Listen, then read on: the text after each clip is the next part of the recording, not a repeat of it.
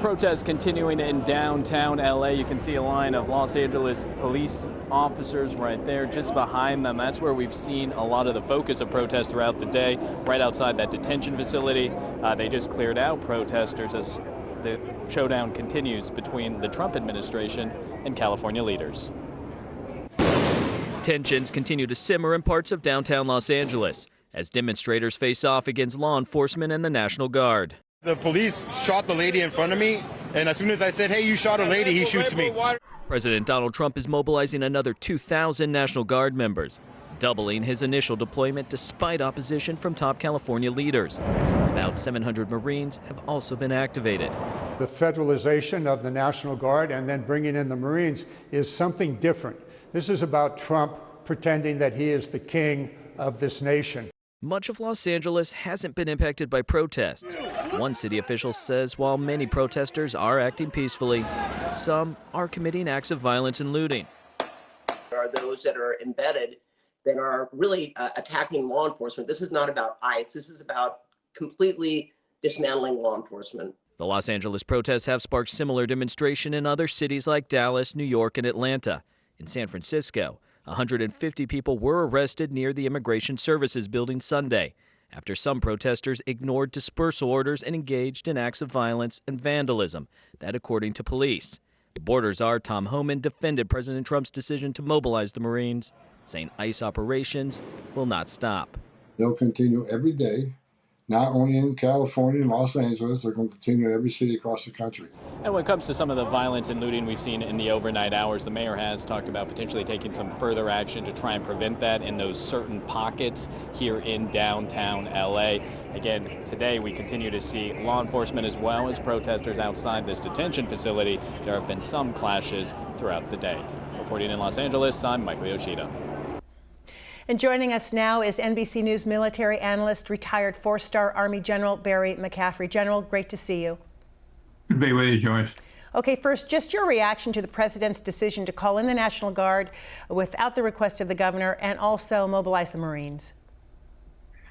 Well, look, at the end of the day, the central issue, bar none, is Trump's statement that he would close off the border with Mexico to illegal migrants and then deport, and his numbers are all over the map, 10 to 20 million illegal migrants here in the United States.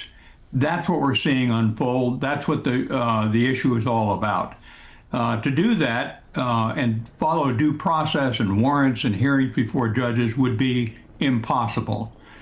So we're going to see some essentially lawless behavior in an attempt to round up and deport millions of illegal migrants who are working, paying Social Security, paying taxes, have in many cases been here for years.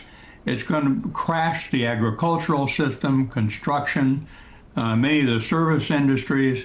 It's going to be a very difficult thing to follow. And Trump seemed to be pouring fuel on the fire. So today's speech at Fort Bragg, North Carolina was simply unbelievable to me. Here in front of active duty military audience, he's talking about the mayor and the governor of California paying agitators, which of course is absolutely false. It's a perilous situation for the United States.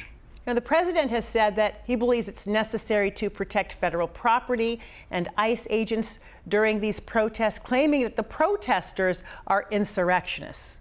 What do you think is his true objective, and what do you make of his comments calling protesters insurrectionists? Well, look, it's clear to me that the Trump administration is looking for a confrontation on this issue. He actually said during his campaign that he intended to use the military to assist law enforcement in the biggest deportation in American history.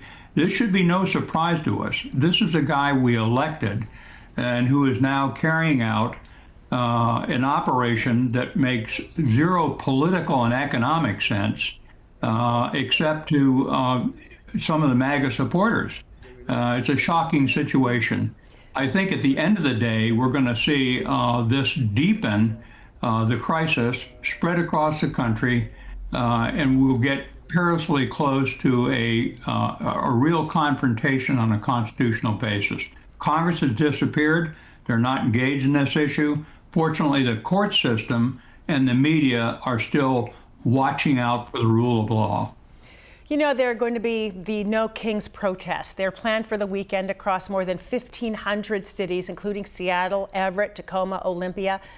Do you think we could see a military response, and what would be the potential consequences of that?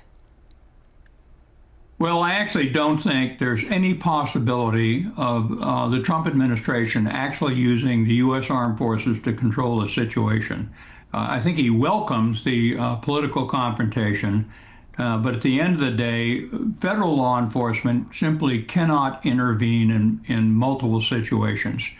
So Trump is driving us toward a conflict that has no good outcome for anyone. And by the way, I might add, I think the governor of California's public rhetoric is equally immature and provocative. Boasting that he welcomes being arrested by the Department of Homeland Security. So we need political leadership like Karen Bass, who I know is a very responsible leader, mayor of Los Angeles, trying to cool off the flames of tension. But the President of the United States is clearly urging his supporters to stand behind a law enforcement solution, removing 10 million people here illegally and sending them to other countries. It's not going to happen. Well, you know, finally, we are in our 5th day of protests in Los Angeles, and I'm wondering what you think it does on the ground to the protesters in terms of the level of fear and whether that is raised when they see the, potentially not just the National Guard, but the feeling that maybe the Marines could move in. What does that do on the ground? Well, the 2nd, 10th, 7th Marines, 700 some odd terrific assault forces being moved into the city of Los Angeles is a silly move. They're unneeded. Again, this is a political gesture. The LAPD is a terrific law enforcement organization. The Los Angeles County Sheriff's Department is one of the largest in the country.